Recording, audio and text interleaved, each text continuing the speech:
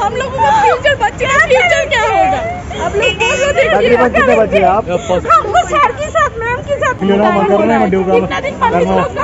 आप मुझे हम मजदूर इंसान हैं, महीने कहाँ जाएंगे? महीने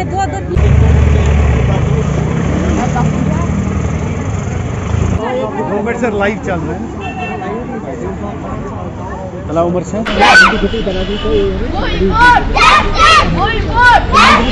अच्छा, जिस तरह से आप देखते हैं कि अक्सर यहाँ प्रेस कॉलोनी में जो मुलाजमीन है अपने हुकूक के लिए एहतजाज करते रहते हैं, लेकिन आज यहाँ पे एक स्कूल के जो बच्चे हैं वो यहाँ पे एहतजाज कर रहे हैं। हालांकि इन्होंने कल भी यहाँ पे एहतजाज किया है, लेकिन इसके बावजूद आज ये फिर से प्रेस कॉलोनी में आए हैं और एहतजाज कर रहे हैं। और इसकी वजह क्या है, मेरे साथ इस वक्त स्कूल के जो प्रिंसिपल है वो मेरे साथ मौजूद है। मुझे ये बताएं, आपने कल भी एहतजाज किया था और आज फिर से एहतजाज करने की क्या वजह है? क्योंकि हमारा जो राइट है तो उसके लिए हम दोबारा आए कि स्कूल खुले, बच्चों के एजुकेशन है, बच्चों का साल ज़ाया ना हो, तो स्कूल डिसील हो जाए, इसलिए हम दोबारा आए ताकि ये बात गवर्नमेंट तक पहुँचे, मानिए दोबारा प्रोटेस्ट करने के लिए आए। ये मुझे बताएं कि वजह क्या है, एहतजाज करने की वजह क्या है? स्कूल खुलना चाहिए। क्या स्कूल के बारे में थोड़ी बहुत डिटेल बताएं हमें। स्कूल जो national bird high school Maharajganj में पिछले 30 साल से चल रहा है, तो वहाँ के जो लोकल है खत्री बरादरी, तो उन्होंने हमें परमिशन दी है, उनके बच्चे भी वहाँ पढ़ रहे थे, तो उनको कोई ऑब्जेक्शन नहीं है। वो अक्सर बेस से वहाँ विजिट करते रहते थे हर 8 दिन 15 दिन महीने के बाद। तो उनको लग रहा है कि स्कूल डेवलप काफ़ी हो रहा है, काफ़ी कंस्ट्रक्शन हमने की है, तकरीबन 8 क्लासरूम्स मैंने बनाए, गार्डन मैंने मेंटेन किया, बाउंड्री वॉल मैंने स्कूल के बनाए। तो हर साल मैं कंटिन्यू उसको रिनोवेट कर रहा था, तो लेकिन उसके बावजूद भी स्कूल को गवर्नमेंट ने सील किया। किस बुनियाद पर सील किया? ये बच्चों की एजुकेशन, क्या हम बच्चों के हाथों से कलम छीनना चाहते हैं?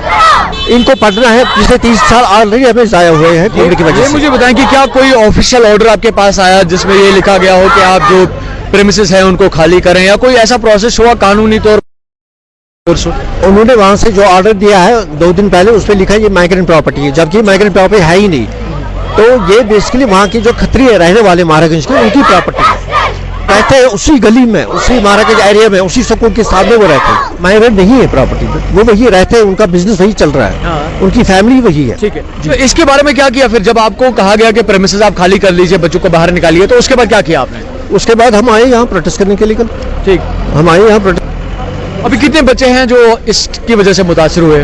तकरीबन 160 स्टूडेंट्स हैं। 160 स्टूडेंट जी। तो रोल कहाँ से है आपका? Nursery to 8th? Nursery to 10th। Nursery to 10th, जी। ठीक है, तो जो ये पढ़ाई वगैरह है तो उसका क्या है?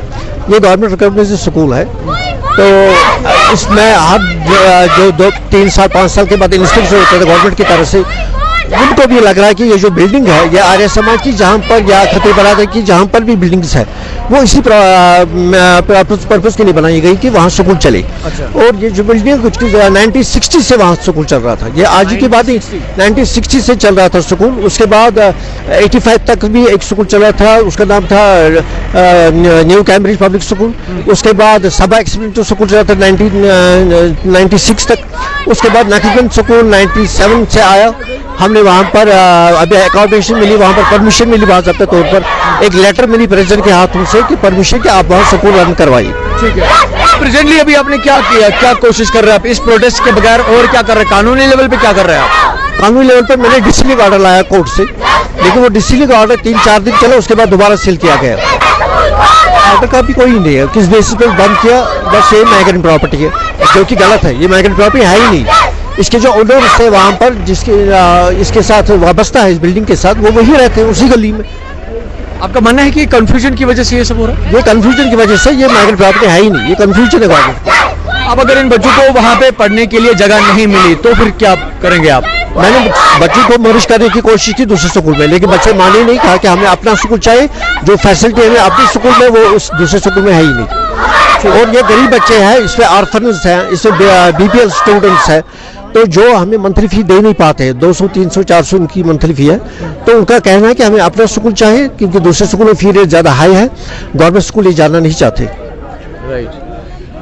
आज मेरे साथ इस स्कूल के जो प्रिंसिपल है मौजूद थे, और इनका ये मानना है कि ये जो स्कूल है बेसिकली बीपीएल बच्चों के लिए है, जहां पे गरीब जो फैमिली से बिलोंग करते हैं वो बच्चे इस स्कूल में पढ़ते हैं। इनका ये मानना है कि अगर इन बच्चों को किसी और जगह पे रिलोकेट किया जाता है तो जो फीस स्ट्रक्चर है वो काफ़ी ज़्यादा इन पे इफेक्ट कर सकता है, जिसकी वजह से ये अपनी पढ़ाई को जो है कंटिन्यू नहीं कर सकते। इनका मानना है कि इस स्कूल के सीजर का जो रीज़न है वो ये है कि कहा जाता है कि ये जो प्रॉपर्टी है एक माइग्रेंट को बिलोंग करती है, जबकि इनका मानना है कि ये जो स्कूल है 1960 से चल रहा है और इनका मानना है कि ये जो प्रॉपर्टी है माइग्रेंट नहीं है बल्कि उन लोगों की है जो उस लोकेलिटी में रहने वाले हैं, जो कि वहां पे बिजनेस करते हैं। इनका सिर्फ इतना ही कहना है कि गवर्नमेंट इस इशू को नोटिस में लाए और एडमिनिस्ट्रेशन इस मामले की तहकीकात करे, ताकि ये जो बच्चे इस वक्त यहाँ पे एहतजाज पे हैं, जो कि इस वक्त अपने क्लासरूम्स में पढ़ाई करने चाहिए, वो इस वक्त प्रेस कॉलोनी में एहतजाज कर रहे हैं अपने इल्म के लिए। देख रहे हैं चैनल 1, मैं हूं मीर उमर, श्रीनगर।